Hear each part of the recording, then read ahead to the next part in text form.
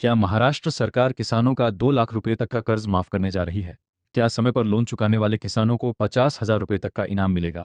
अगर आप किसान हैं या आपके परिवार में कोई किसान है, तो ये वीडियो अंत तक जरूर देखें, क्योंकि आज हम सरकार के आधिकारिक आदेश के आधार पर पूरी योजना आसान भाषा में समझेंगे। नमस्कार दोस्तों। महाराष्ट्र सरकार ने किसानों के लिए एक नई और महत्वपूर्ण योजना शुरू की है, जिसका नाम है पुण्यश्लोक अहिल्यादेवी होटकर शेतकरी कर्ज मुक्ति योजना 2026। इस योजना का उद्देश्य उन किसानों को राहत देना है जो प्राकृतिक आपदाओं और आर्थिक कठिनाइयों के कारण अपना फसल ऋण समय पर नहीं चुका पाए। सरकार ने अपने आदेश में बताया है कि महाराष्ट्र के किसान राज्य की ग्रामीण अर्थव्यवस्था की रीढ़ है, लेकिन कई वर्षों से अनियमित बारिश, सूखा, ओलावृष्टि, बाढ़ और अन्य प्राकृतिक आपदाओं के कारण किसानों को भारी नुकसान उठाना पड़ा। ऐसे में बहुत से किसान बैंकों का कर्ज समय पर नहीं चुका सके और नए फसल ऋण से भी वंचित हो गए। सरकार पहले भी किसानों के लिए कई योजनाएं लागू कर चुकी है, जैसे छत्रपति शिवाजी महाराज शेतकरी सम्मान योजना, महात्मा ज्योतिराव फुले शेतकरी कर्जमुक्ति योजना और प्रोत्साहन लाभ योजना। अब इन्हीं प्रयासों को आगे बढ़ाते हुए सरकार ने यह नई योजना शुरू की। सरकार का कहना है कि केवल कर्ज माफ करना ही उद्देश्य नहीं है, बल्कि किसानों को भविष्य में बार बार कर्ज के जाल में फंसने से बचाना भी इस योजना का लक्ष्य है। इसलिए अल्पकालीन राहत के साथ साथ दीर्घकालीन सुधारों की भी तैयारी की गई है। इसी उद्देश्य से मुख्यमंत्री द्वारा बजट सत्र में घोषणा की गई कि पात्र किसानों को 2 लाख रुपए तक की कर्ज माफी दी जाएगी। साथ ही जो किसान समय पर अपना फसल ऋण चुकाते हैं, उन्हें 50,000 रुपए तक का प्रोत्साहन लाभ भी मिलेगा। यानी इस योजना में दो तरह के। अब बात करते हैं इस योजना के सबसे महत्वपूर्ण हिस्से की, किन किसानों को कर्ज माफी मिलेगी और इसकी पात्रता क्या है।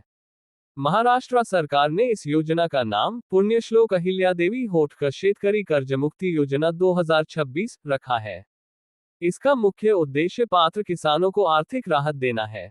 सरकार के अनुसार जिन किसानों ने 1 अप्रैल 2019 से 31 मार्च 2025 के बीच अल्पकालीन फसल ऋण लिया था और वह ऋण 30 सितंबर 2025 तक बकाया रहा तथा 31 मार्च 2026 तक भी जमा नहीं हुआ, ऐसे किसानों को इस योजना का लाभ मिलेगा।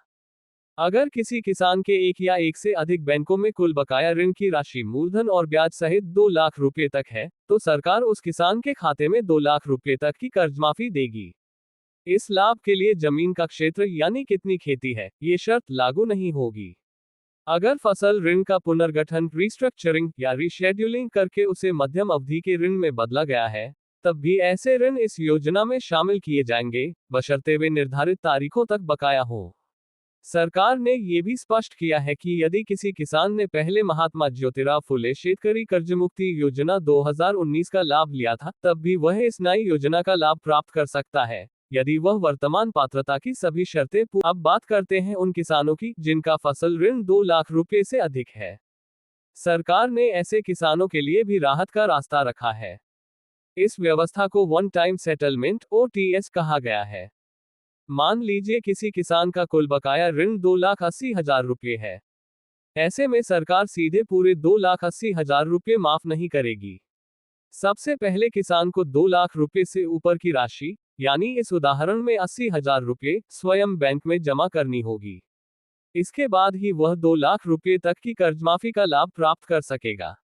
यही नियम उन किसानों पर भी लागू होगा जिनके फसल ऋण का पुनर्गठन या रीशेड्यूलिंग की गई है। यदि उनका बकाया 2 लाख रुपये से अधिक है तो अतिरिक्त राशि पहले जमा करनी होगी।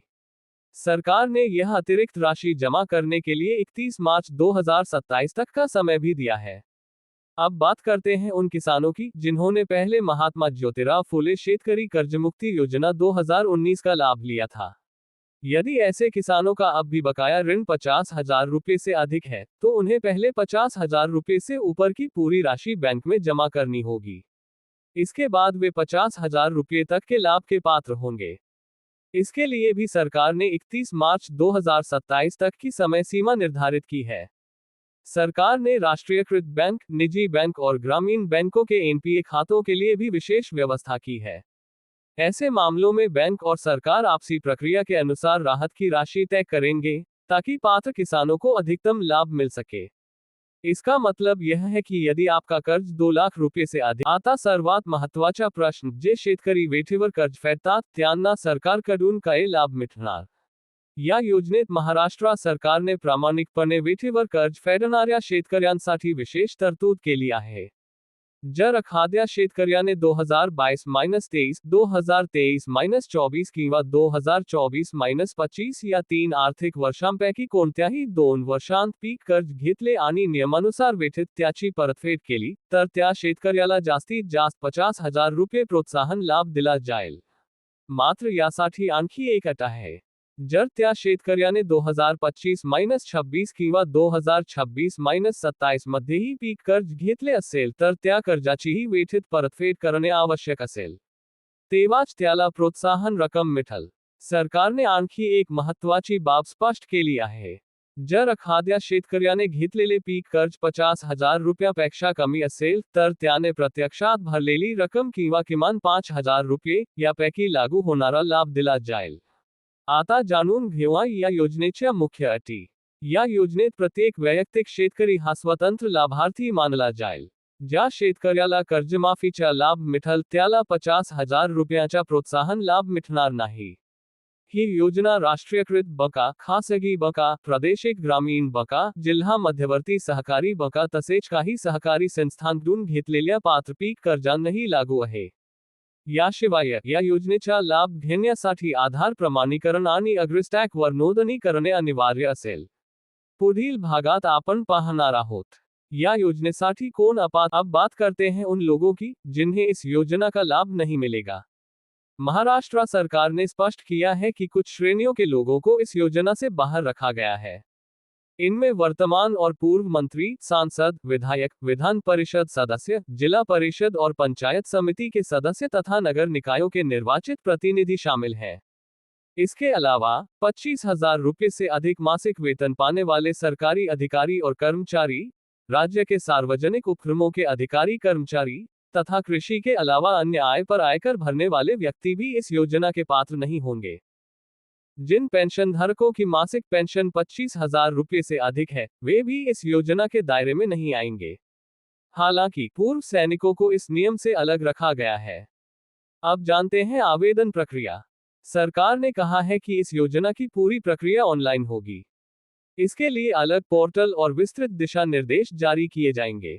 योजना का लाभ लेने के लिए किसानों को आधार प्रमाणीकरण करना होगा और अग्रस्टैक पर पंजीकरण भी अनिवार्य होगा. सभी जानकारी ऑनलाइन सत्यापित की जाएगी. योजना के क्रियान्वयन और निगरानी के लिए मुख्यमंत्री की अध्यक्षता में एक उच्च स्तरीय समिति बनाई जाएगी. आवश्यकता के अनुसार नियमों में बदलाव भी किए जा सकते हैं. इसका मतलब है कि किसानों को किसी दलाल के चक्कर में पड़ने की आवश्यकता नहीं है. सरकार द्वारा जारी आधिकारिक प्रक्रिया का पालन करें और केवल अधिकृत पोर्टल से ही आवेदन करें. क्लैपबोर्ड अगले और अंतिम भाग पार्ट 6 में. सहकार स्टैक कोऑपरेटिव स्टैक क्या है? योजना का निष्कर्ष. किसानों के लिए महत्वपूर्ण. अब बात करते हैं इस योजना के अंतिम और सबसे महत्वपूर्ण भाग की. महाराष्ट्र सरकार ने इस योजना को केवल एक बार की कर्जमाफी तक सीमित नहीं रखा है. सरकार चाहती है कि भविष्य में किसानों को बार बार कर्ज के जाल में न फंसना पड़े. इसी उद्देश्य से सहकार स्टैक कोऑपरेटिव स्टैक विकसित किया जाएगा. इस डिजिटल प्रणाली में किसानों के कृषि ऋण से जुड़ी जानकारी सुरक्षित रखी जाएगी. इससे भविष्य में ऋण वितरण, सत्यापन और विभिन्न सरकारी योजनाओं का लाभ अधिक पारदर्शी और तेजी से मिल सकेगा. सरकार ने ये भी बताया है कि इस योजना के लिए एक विशेष ऑनलाइन पोर्टल तैयार किया जाएगा. पोर्टल के संचालन, तकनीकी सहायता, किसानों तक जानकारी पहुंचाने, अधिकारियों के प्रशिक्षण और अन्य प्रशासनिक कार्यों के लिए अलग से निधि उपलब्ध कराई जाएगी. अब सबसे जरूरी बात, यदि आप इस योजना का लाभ लेना चाहते हैं तो अपने आधार कार्ड, बैंक खाते की जानकारी, कृषि ऋण का रिकॉर्ड और अग्रस्टैक पंजीकरण समय पर पूरा रखें.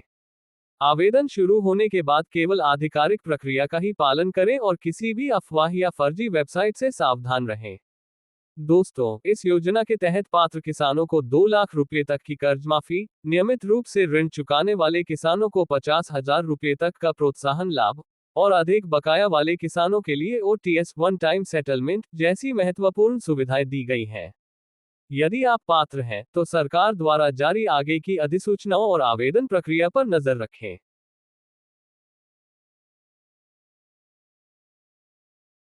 दोस्तों, अब तक हमने महाराष्ट्र सरकार की पुण्यश्लोक अहिल्यादेवी होटकर शेतकरी कर्जमुक्ति योजना 2026 की पूरी जानकारी समझी। आइए एक बार फिर इसके मुख्य बिंदुओं को संक्षेप में याद कर लेते हैं। इस योजना के तहत पात्र किसानों को 2 लाख रुपए तक की कर्जमाफी का लाभ दिया जाएगा। जो किसान नियमित रूप से अपना फसल ऋण समय पर चुकाते रहे हैं, उन्हें 50,000 रुपए तक का प्रोत्साहन लाभ मिलेगा। जिन किसानों का बकाया ऋण 2 लाख रुपए से अधिक है, उनके लिए वन टाइम सेटलमेंट OTS की सुविधा भी उपलब्ध कराई गई है। योजना का लाभ लेने के लिए आधार प्रमाणीकरण, अग्रस्टैक पर पंजीकरण और सरकार द्वारा जारी दिशा निर्देशों का पालन करना आवश्यक होगा। पूरी प्रक्रिया ऑनलाइन होगी, इसलिए किसी भी अनधिकृत व्यक्ति या दलाल के बहकावे में न आए। यदि आपके परिवार में कोई किसान है, तो ये जानकारी उसके साथ अवश्य साझा करें ताकि कोई भी पात्र किसान इस योजना के लाभ से वंचित न रहे। अगर आपको यह वीडियो पसंद आया हो और ऐसी ही सरकारी योजनाओं की सही और सबसे पहले जानकारी चाहिए, तो हमारे चैनल को सब्सक्राइब करें, वीडियो को लाइक करें और ज़्यादा से ज़्यादा शेयर करें। नीचे कमेंट करके बताएं कि आप किस जिले से हैं और क्या आपको लगता है कि यह योजना किसानों के लिए लाभदायक साबित होगी। धन्यवाद। मिलते हैं अगले वीडियो में। जय किसान, जय महाराष्ट्र। रीजन लेटर आई, रीजन लेटर एन धान।